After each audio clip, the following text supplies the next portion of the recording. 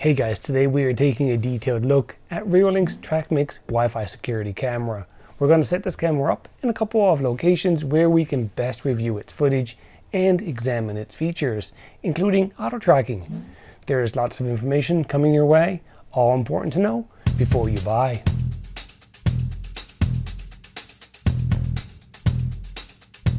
Alright guys, so it's cold outdoors, winter has set in, and all of the tests that I do in this video are done in temperatures as low as -25°C or -13°F. Just check out the frost on these antennas. Using the thermal imager, you can really see I put this camera to the test. Wow, it's really cold out there. Okay, so before we get started, special thanks to Reolink for sending me this camera in exchange for my honest opinion. Here's what's on today's menu. I'm going to start off by quickly showing you what's in the box. From there, we're going to review the camera's specifications, and I'm going to show you a bunch of great examples so you know exactly what you're getting and if this camera is right for you. Next, we're going to talk about connectivity options, like how a Wi-Fi camera can record on a non-Wi-Fi NVR or network video recorder. Following this, I'm going to put auto tracking to the test. Lastly, we're going to close things out with some final thoughts, including my likes and dislikes. So this camera costs about $120 US through the Reolink site. It often goes on sale, so make sure you check out the price for your region. Links are in the description below. Okay, so let's quickly power through what's in the box here. Starting off, we have a quick start guide. Next, there's a drill template for either wall or ceiling mounting the camera. And this is a reminder to ensure your NVR is manually updated if you're planning on using an NVR. This is a window sticker. Up next, we have a short 3-foot or 1 meter network cable, great for setting up the camera and testing it before installing it in its permanent location. A 4.5 meter or almost 15 feet extension power cable. This camera was built and spec'd out with Wi-Fi in mind, and therefore no PoE or power over Ethernet is available on this device. See my links for a PoE only model of this camera if that's the model that you're after. And here we have a power adapter, a pack of screws, and lastly we have the camera itself. Wow, this thing is really well built. It's solid. I can't really tell what's metal and plastic. Oh, okay, so I think the top and the mount along the sides, these black supports, are very rigid plastic, and the main body and the shell around the camera, that's metal. That's some nice top quality stuff here.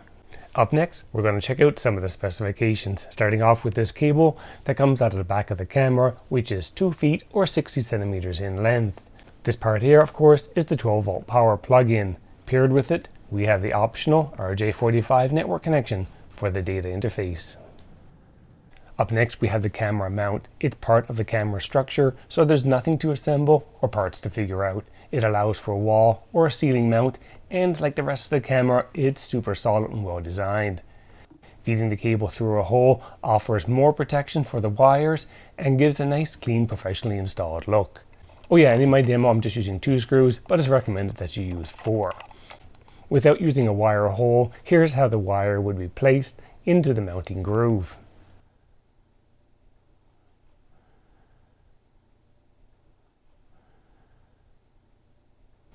And here is a quick view of how to install this under an eave or overhang mounting surface. They've really made the installation of this camera super easy. And as you saw, the camera comes equipped with 2 beefy and very durable Wi-Fi antennas. They support both the standard 2.4 and 5 gigahertz frequencies that pretty much everyone has in their homes. Okay, so brace yourself. We're going to head outdoors and test the range at 300 feet away. Alright guys, it is an extremely cold day, and I've got the camera set up down there at 300 feet away from my house where my Wi-Fi access point is located. Let's jump into the camera itself and see what it can see.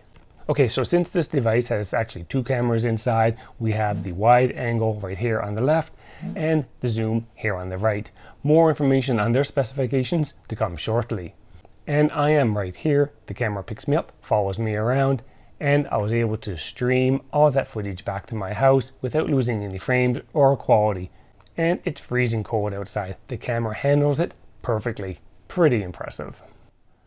Alright, so moving on to the back of the camera, we have a speaker. There is an alarm which can be triggered from the app, or when motion is detected. So I got the camera installed right here from 100 feet away. This is the siren test. This camera offers two-way audio, and of course it's paired with the mic located right here on the front. So I've got my GoPro set up here right next to the camera. Let's see how well the camera picks up my voice from 100 feet away. Alright guys, here I am. I am about 100 feet away, and I think things are a bit dark because the camera is pointing to the sun, but as I approach here it should be able to pick me up. Okay, yeah, there I am. Obviously, the sound quality is quite impressive. Reolink has recently made some updates to their audio and it just sounds perfect now. Okay, so moving on, here on the bottom of the camera, we have a weatherproof door. Beneath this is the factory reset button. Press and hold it using a pin for about 10 seconds to reset the device. And just above that, we have a micro SD card slot for cards up to 256 gigs in size. This camera allows for continuous recording or just when motion is detected. Now, to put things into perspective, a 64 gig card will provide about 20 hours of footage, and a 256 gig card will give you close to 80. This means an NVR or computer is not required to save footage, and this camera works perfectly as a standalone device without having to purchase anything more than a memory card. Okay, so on that same topic, you may know that I am a big fan of the security camera management tool Blue Iris. It's for PC, and this camera works great with that tool. Just make sure to turn on RTSP and ONVIF in the camera's advanced settings. In Blue Iris, add the cameras like so, and pause this video if you need to see the exact settings. Each camera from this device needs its own channel in Blue Iris. Pretty cool, and I've been using it for quite a while now, and Blue Iris handles the feed with no problem. Now, on the face of the camera just above the lens, we have the camera's IR night vision lights. These are designed to see up to 30 meters or 100 feet away. Okay, so here I am here at that distance at the end of the driveway, and you can see me, but the detail is not that great. The IR lights are reaching this far, but they work more effectively at about half of that distance. By default, the IR night vision lights turn on and off automatically depending on the ambient lighting conditions. So right here underneath the lens, we have the two spotlights. These are quite bright at 450 lumens. They can be automatically activated or set up to come on when a person, animal, or vehicle is detected. They can also be set up to turn on and off on a schedule. With the lights on, as I appear from around the corner, you can see how amazingly bright these lights are. As I get closer, the camera adjusts to keep a good image. Okay, so let's check out some footage without any IR lights or spotlights on. Here we are in my yard. It's completely dark, and the detail is pretty impressive. Very little noise and hardly any ghosting. Now, if I turn the camera towards the sky, that's Orion's belt. That's pretty cool. Okay, so let's move on to the lenses. The lens on the right hand side here is the wide angle lens, and that one records at a consistent panoramic 104 degrees in 4K. So it's nice and wide and definitely covers an impressive area at best quality. The other camera records at 2K. The viewing angle for this lens is also 104 degrees at its widest, but when it's zoomed in, it goes in as far as 36 degrees.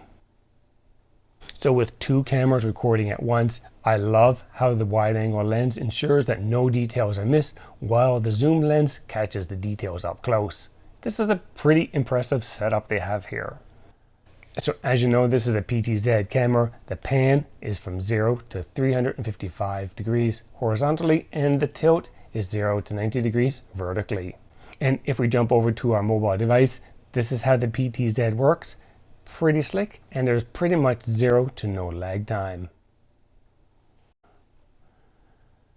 Alright guys, up next we're going to chat about connectivity options with and without an NVR. There are three main ways to connect to this camera. Each of them will require the camera to be plugged into an electrical outlet using the included adapter. First off, we have connecting the camera to the NVR using a network cable. Simply plug it in and the camera will be picked up by the NVR.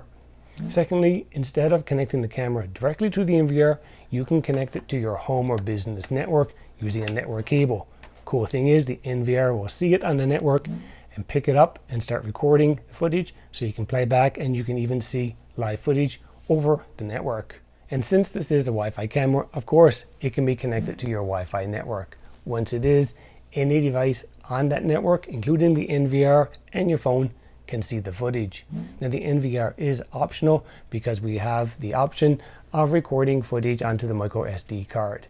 When you're using any of these options, the live view and footage are available anywhere using the Reolink app. Oh, and sorry guys, there's a fourth one that I forgot to mention.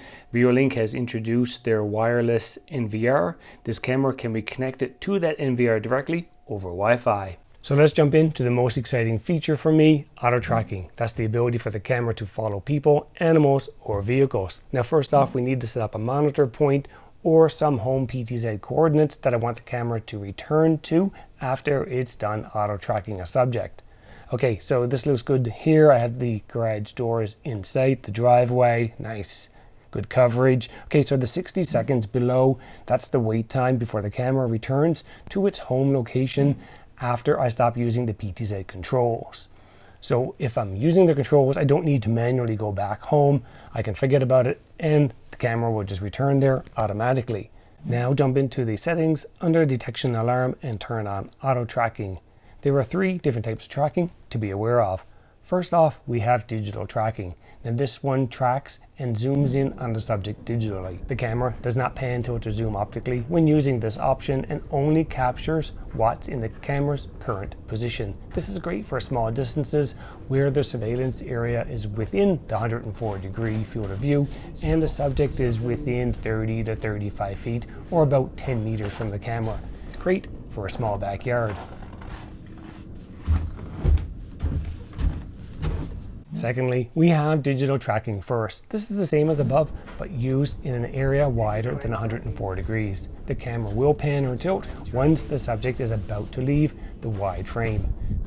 A great example is here, where my required coverage is much greater than 104 degrees. And when I go out of range, the camera follows me and can see me perfectly here at 5 feet away by my front door. I really like this feature.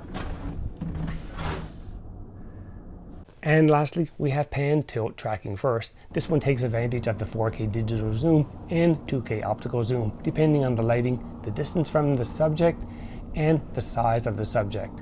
As the subject moves farther away, the optical zoom takes over, while the wide angle continues to monitor the larger area. As you can see, the camera is moving a lot more in this option and tries to keep the subject near the center of the 4K frame. This is definitely my preference because the moving subject stays centered in the wide angle camera, allowing the camera to monitor the surrounding areas.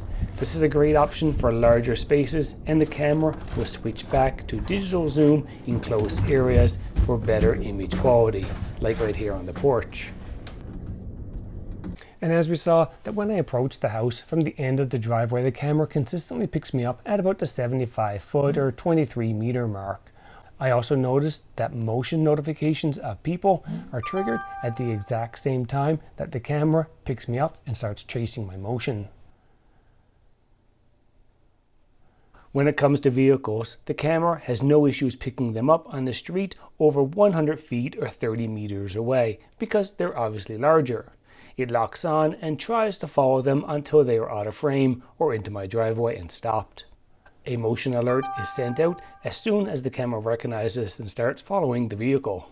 I love how this camera switches to the 2K optical zoom when required to pull in those details.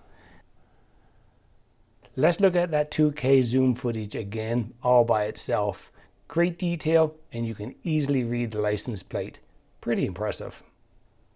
And let's not forget about the animals. This rabbit volunteered to help me with that. The camera picked them up and zoomed in for more detail. Alright guys, time to wrap things up with some final thoughts of what I liked and disliked. Now for my dislikes, there are a couple, pretty minor though. First off, since I exported a lot of footage for this review and I used the Reolink PC app for that, I had to export each channel separately. Now, good thing is on the NVR, You just need to do it once, and mobile devices as well, you just need to do it once, and both tracks are downloaded together, which I like. The second issue is how the camera outsmarted itself by anticipating motion, by tracking vehicles towards the left, and then once the camera turned too close to the pole, it lost sight of the object. Now a corner mount like this one here may have prevented this, or setting some limits within the app may prevent that as well, to keep the camera from going outside of those areas where there's no action. Okay, so moving on to things that I did like. I like how quickly the camera returns to its home position after an object was done tracking or it goes out of range. I also like how there is little lag, considering there are 2 video feeds streaming over one Wi-Fi connection. I also like how well it performed in the cold weather. I didn't do so well in it, but the camera did great. Oh yeah, and it also works really good with Blue Iris. And lastly, of course, we have the auto tracking. You have that 4K wide angle shot with over 100 degrees of coverage and the 2K camera zooming in and pulling out details. It's very versatile, meaning it works great in larger areas under surveillance and on smaller properties. Now, links for the camera, micro SD card, Blue Iris, everything can be found in the description below. I hope that you found this video helpful, so you know exactly what to expect if you decide to pick up one of these cameras or the PoE version of it. Please hit that thumbs up button and subscribe so you don't miss out on more home tech DIY projects you can do yourself. Thanks for watching.